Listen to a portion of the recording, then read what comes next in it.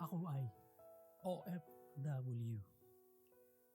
Pangungulila ang aming ipinupusta. Sa sugal ng buhay para guminhawa, perpektong halimbawa ng isang maraming pera. Hayahay na buhay daw kasi, yan ang aming tinatamasa. Yan ang pagkakakilanlan kapag OFW ka. Ngunit sa likod ng maling akala, kayod kalabaw kahit sa oras ng pahinga, tipong paligoy dugot pawis para may larawang nakangiti. Kasi bawal mapagod, may diploma namang panukli. Yan ang premyo mo sa sarili para sa bunga mong may nakapunla na pala na binhi. Lunok pride matapos ang magdamag na bulyaw, habang ang 14 mo hindi ang sakripisyo mo kundi pag-ibig ang sinisigaw, pero kailangang magpatay malisya pagkat pagmamahal mo ang nangingibabaw, ngunit sa loob-loob mo may pagdududa, baka sa kabiyak meron na ring umiibabaw. Kasi ginawang tulay ang paglisan, pangtawid sa gutom.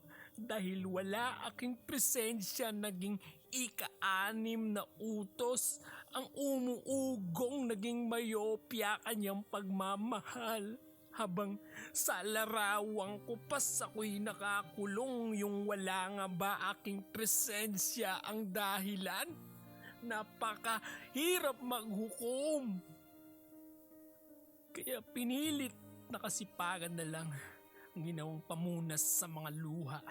Dahil imbis sumandal sa unang pamilya, interesado lang sila sa kung anong laman ng pitaka. Pag di ka paborito, responsibilidad mo ang kaldero. Parehas lang kayong laman loob pero magkaiba ang trato, purong pandiwa lang siya. Tapos ako yung ginawang sakripisyo, tinipid ko ang sarili, ambag sa kanyang bisyo, ma.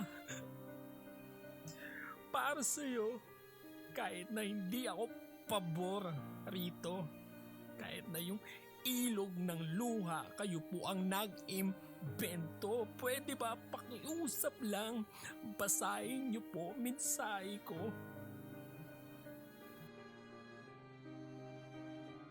Matapos makatanggap, tuyong-tuyo, di nagbabasa.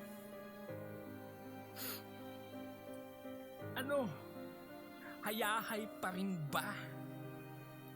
Di ka lang napahiram, ako'y sirang-sira. Nakatutok lang kasi kayo sa larawang ako ay masaya, pero di nyo alam ang pakiramdam ko sa tuwing ako'y nag-iisa. Kasi yung una't pangalawa kong pamilya, absence ko lang ang may silbi. Pero yung ako, tangina hindi, di kalab. Yun ang pinghati. O ano, wala na bang manghuhugot? Malabang, ubos na kakahingi. Gustong-gusto ko sana turuan ng puso ko kung paano maging bingi. Sana pinili at nanatili na lang akong gago kaysa masaktan ako ng ganito katindi. Kailan ko kaya makikita ang bituin sa karimlan? Yung ngiti niyong ako mismo ang dahilan, hindi yung kahon na aking pinag-ipunan. Di nga kayo nalungkot nung ako'y lumisan. Gustong-gusto ko na maramdaman ang tunay na katahimikan. Gustong-gusto ko na maramdaman ang perpektong kalayaan.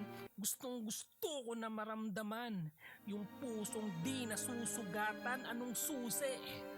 Kumot na korteng lubid tapos tungtungan. Patay na ilaw tapos konting katahimikan. Isang oras na lumipas. Titingalain niyo rin ako sa huli kong hantungan.